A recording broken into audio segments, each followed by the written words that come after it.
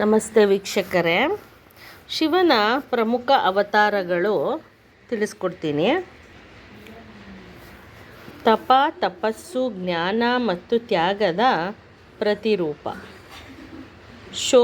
ಶೋಕ ಮುನಿಯ ಅವತಾರ ವಿಷ್ಣು ಭಾಗವತದಲ್ಲಿ ಪ್ರಮುಖ ಪಾತ್ರ, ವೈರಾಗ್ಯ ಮತ್ತು ಭಕ್ತಿ ಮಾರ್ಗದ ಸಾರಥಿ.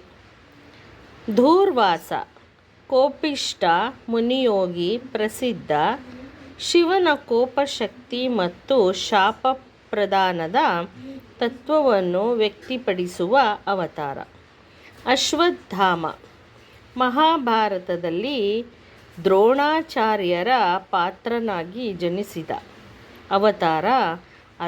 ಅಜರಾಮರ ಯೋಧ, ಶಿವನ ಅಂಶ. ಮಹಾದೇವ ಪರಮಶಿವನ ಪರಿಪೂರ್ಣ ತತ್ವ. ವಿಶ್ವದತ್ತ ಪರಮಜ್ಞಾನ ಮತ್ತು ಶಕ್ತಿಯ ಪ್ರತಿರೂಪ. ಅಘೋರ ಭಯಹಾರಕ, ತಾಂಡವ ಮತ್ತು ಉಗ್ರ ಶಕ್ತಿಯ ಪ್ರತಿನಿಧಿ. ಸದ್ಯೋಜಾತ ಸೃಷ್ಟಿಯ ತತ್ವ. ಪಂಚಮುಖ ಶಿವನ ಒಂದು ರೂಪ. ಜೀವನದ ಪ್ರಾರಂಭದ ತತ್ವವನ್ನು ಪ್ರತಿನಿಧಿಸುತ್ತಾನೆ. ಚೌರ್ವ ಅಗ್ನಿಶಕ್ತಿಯ ಸ್ವರೂಪ. ದುಷ್ಟ ಸಂಹಾರ, ಯಜ್ಞ ಮತ್ತು ತವೋಬಲದ ರೂಪ. ವೀರಭದ್ರ ಶಿವನ ಕೋಪಶಕ್ತಿ ಅವತಾರ. ದಕ್ಷ ಯಜ್ಞ ಧ್ವಂಸ ಮಾಡಿದ ಮಹಾಕಾಯ. ಕಾಳಭೈರವ ಕಾಲ ನಿಯಂತ್ರಕ, ಬ್ರಹ್ಮನ ಅಹಂಕಾರವನ್ನು ನಾಶ ಮಾಡಿದ ಉಗ್ರರೂಪ. ನೋಡಿ ವೀಕ್ಷಕರೇ, ಇದೆಲ್ಲ ಪ್ರಮುಖ ಶಿವನ ಅವತಾರಗಳು. ಶಿವನ ಅವತಾರಗಳಲ್ಲಿ ಇದೆಲ್ಲ ತುಂಬಾ ವಿಶೇಷವಾಗಿರುವಂಥದ್ದು. ಇದೆಲ್ಲ ನೀವು ಪ್ರತಿಯೊಬ್ಬರೂ ತಿಳ್ಕೊಳ್ಬೇಕಾದಂಥ ಅಂಶಗಳು. ನಾಳೆ ನೋಡಿ ಮಂಗಳ ಪ್ರದೋಷ.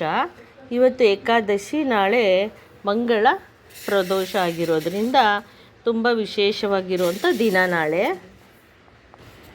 ನೋಡಿ ವೀಕ್ಷಕರೇ, ನಾಳೆ ಮಂಗಳವಾರ ಭೌಮ ಪ್ರದೋಷ. ಮಂಗಳವಾರ ಬೀಳುವಂಥ ಪ್ರದೋಷನ ಭೌಮ ಪ್ರದೋಷ ಅಂತ ಹೇಳ್ತಾರೆ. ಈ ದಿನ ತುಂಬ ವಿಶೇಷವಾಗಿರುವಂಥದ್ದು. ನಾಳೆ 25ನೇ ತಾರೀಕು ಮಂಗಳವಾರ ಪ್ರದೋಷ ಆಚರಣೆ. ನಾಳೆ ಪ್ರದೋಷ ಕಾಲ ಬಂದ್ಬಿಟ್ಟು ಪೂಜೆ ಮುಹೂರ್ತ ಸಂಜೆ 6:18ರಿಂದ 8:45ವರೆಗೂ ಇರುತ್ತೆ. ವ್ರತಾಚರಣೆ ಮಾಡೋರು ಬೆಳಗ್ಗೆ ಮತ್ತು ಮುಸ್ಸಂಜೆಯ ವೇಳೆ ಸ್ನಾನ ಮಾಡಿ ಶುದ್ಧತೆ ಕಾಪಾಡ್ಕೋಬೇಕು. ನೀವು ಇದನ್ನು ಪರಿಪಾಲಿಸಬೇಕು.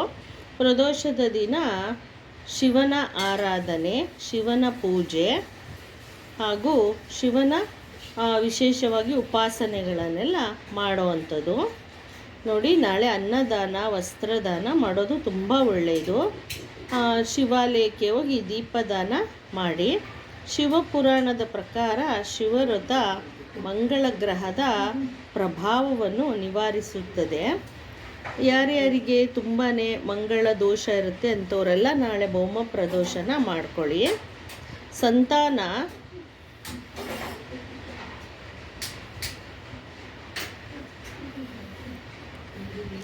ಪಡೆಯಲು ವಿಶೇಷವಾಗಿರುವಂಥ ದಿನ. ಮಂಗಳ ದೋಷ ಶಮನಕ್ಕೆ ಮತ್ತು ಕಷ್ಟಗಳ ನಿವಾರಣೆಗೆ ಈ ವ್ರತ ಪಾಲನೆ ಮಾಡಬೇಕು. ನೀವು ತುಂಬ ಫಲಕಾರಿ. ಭಕ್ತಿಯಿಂದ ಭೌಮ ಪ್ರದೋಷ ವ್ರತ ಆಚರಿಸಿ ಶಿವನ ಕೃಪೆಗೆ ಪಾತ್ರರಾಗಿ. ನಿಮ್ಮ ಎಲ್ಲರಿಗೂ ಆ ಶಿವನ ಆಶೀರ್ವಾದ ಸಿಗಲಿ.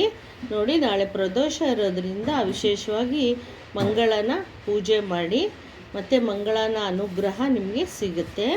ನಾಳೆ ಹನುಮಾನ್ ದೇವಸ್ಥಾನಕ್ಕೆ ಹೋಗಿ ನೀವೆಲ್ಲ ಒಂದು ದೀಪ ಹಚ್ಚಿ, ನೀವು ಒಂದು ಸಂಕಲ್ಪ ಇಟ್ಕೊಂಡು ದೀಪ ಹಚ್ಚಿ ದೀಪ ಬೆಳಗಿ ಶಿವನ ಆಲಯದಲ್ಲೂ ಮಾಡಿ. ಒಂದೇ ಗುಡಿಯಲ್ಲಿ ಇರುವಂಥ ದೇವಸ್ಥಾನಕ್ಕೆ ಹೋಗಿ, ತುಂಬ ಒಳ್ಳೆಯದು. ನಾಳೆ ಬಂದುಬಿಟ್ಟು ಎಲ್ಲರೂ ಗೌರಿ ಅಮ್ಮನಿಗೆ ನಾಳೆ ನೀವು ಮೆಹಂದಿನ ಅರ್ಪಿಸ್ಬೇಕು. ನಾಳೆ ಮೆಹಂದಿ ಹಾಕೋ ದಿನ, ಗೌರಿಗೆ ನಾಳೆ ಮೆಹಂದಿ ಹಾಕೋ ದಿನ. ಮತ್ತು ಶಿವಪಾರ್ವತಿಯರಿಬ್ಬರಿಗೂ ಅರಿಶಿನ ಹಚ್ಚುವಂಥ ದಿನ ನಾಳೆ. ನಾಡದ್ದು ಶಿವಪಾರ್ವತಿ ಇಬ್ಬರಿಗೂ ಮದುವೆಯ ದಿನ. ಅದರಿಂದ ಇಂದಿನ ದಿನ ಎಲ್ಲರೂ ಶಿವಪಾರ್ವತಿಗೆ ಅರಿಶಿನ ಹಾಕಿ ಪಾರ್ವತಿ ವಿಗ್ರಹಕ್ಕೆ ಅರಿಶಿನ ಕುಂಕುಮ ಹಾಕಿ ಅಲಂಕಾರ ಮಾಡಬೇಕು. ಅರಿಶಿನ ಹಾಕಿ ಅಲಂಕಾರ ಮಾಡಿದ ನಂತರ ನೀವು ಮೆಹಂದಿನ ಅರ್ಪಣೆ ಮಾಡಬೇಕು. ಆಮೇಲೆ ನಾಳೆ ಎಲ್ಲ ಸುಮಂಗಳಿಯರು ಎಲ್ಲ ಹೆಣ್ಣುಮಕ್ಕಳೆಲ್ಲ ಮೆಹಂದಿ ಹಾಕ್ಕೊಂಡ್ರೆ ತುಂಬಾ ವಿಶೇಷವಾಗಿರುವಂಥ ದಿನ. ಅದರಿಂದ ತಾವು ಎಲ್ಲ ಮೆಹಂದಿನ ಹಾಕ್ಕೊಳ್ಳಿ. ದೇವರಿಗೂ ಕೂಡ ಅರ್ಪಣೆ ಮಾಡಿ. ಹೊಸ ಬಟ್ಟೆ ಎಲ್ಲ ಕೊಡಬೇಕು. ಗೌರಿ ಅಮ್ಮನಿಗೆ ನಾಳೆ ಮಡಿಲಕ್ಕಿ ಕೊಡಬೇಕು. ಕೊಟ್ಬಿಟ್ಟು ಬಳೆ ಎಲ್ಲ ಇಟ್ಟು ಮಂಗಳ ದ್ರವ್ಯಗಳನ್ನ ಎಲ್ಲ ಇಟ್ಟು ನಾಳೆ ಭೌಮ ಪ್ರದೋಷ ಆಚರಣೆ ಮಾಡುವಂಥ ದಿನ. ನಾಳೆ ಪೂಜೆ ಮಾಡಿ ವ್ರತ ಮಾಡಿ ಭಜನೆ ಮಾಡಿ ನಾಳೆ ಸಂಜೆಗೆ ನಿಮ್ಮ ಎಲ್ಲ ಕಷ್ಟಗಳ ಹೋಗಿ ಸುಖ ಶಾಂತಿ ನೆಮ್ಮದಿಯನ್ನು ದೊರಕುತ್ತೆ ನಿಮಗೆ. ಇದರಿಂದ ನಿಮಗೆ ಎಲ್ಲರಿಗೂ ಮಕ್ಕಳಿಗೆ ಗಂಡ ಹೆಂಡತಿಗೆ ಎಲ್ಲರಿಗೂ ಒಳ್ಳೆಯದಾಗುತ್ತೆ ವೀಕ್ಷಕರೇ. ನಾಳೆ ವ್ರತ ಆಚರಣೆ ಮಾಡೋದನ್ನು ಯಾರೂ ಮರಿಬೇಡಿ. ಮತ್ತು ನಾನು ನೆಕ್ಸ್ಟ್ ವಿಡಿಯೋಲಿ ನಿಮಗೆ ಸಿಗ್ತೀನಿ ವೀಕ್ಷಕರೇ. ನಮಸ್ತೆ.